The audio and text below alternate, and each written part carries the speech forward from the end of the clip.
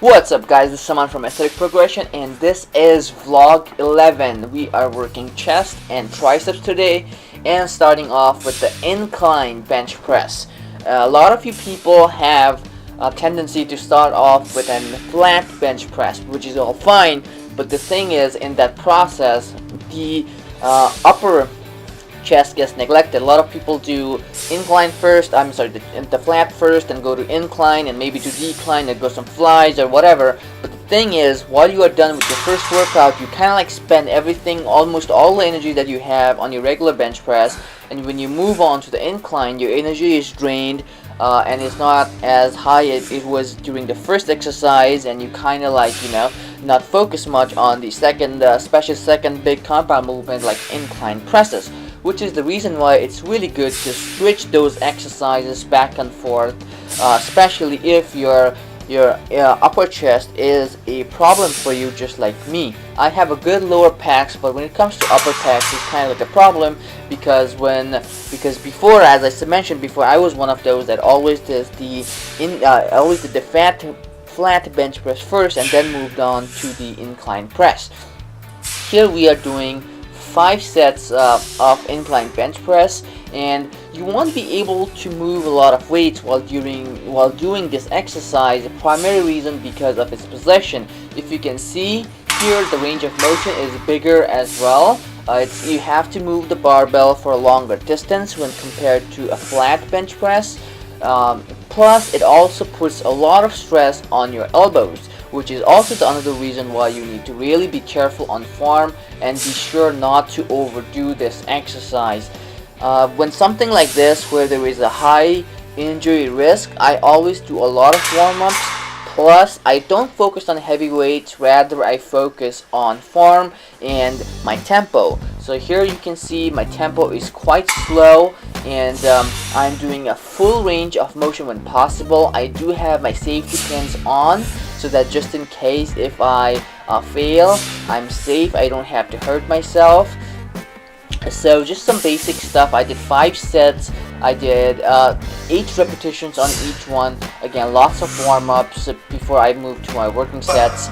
And make sure you put the safety pin just in case you are not able to make it up the last rep. The second move is going to be more like a flat bench press, but it's going to be much on an incline platform. This is just your strength-based workout.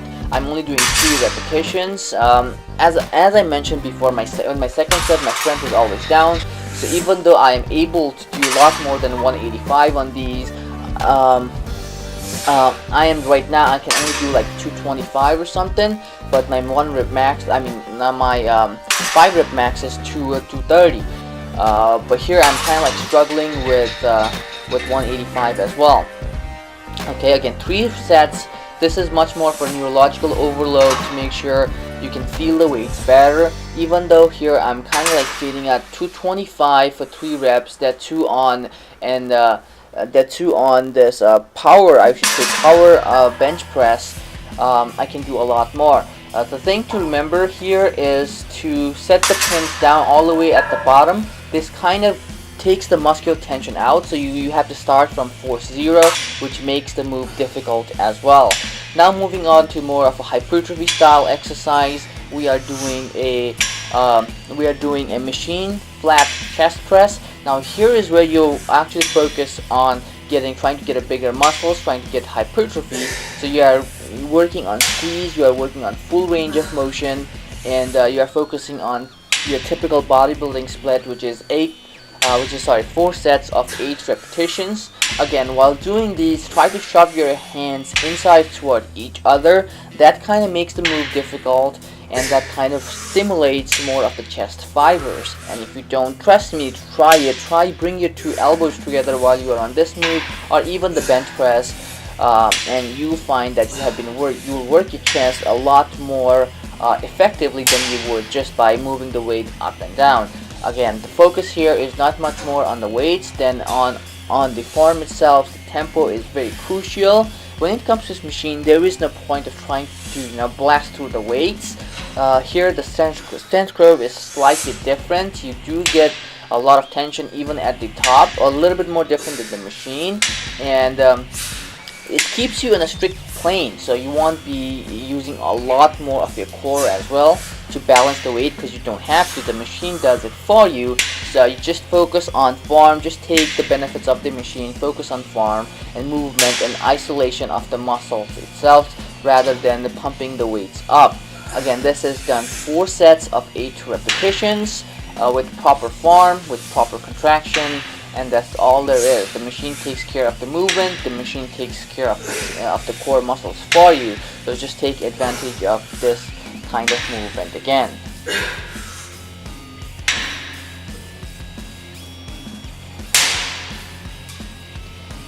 The 4th exercise for the chest is going to be the decline machine flies.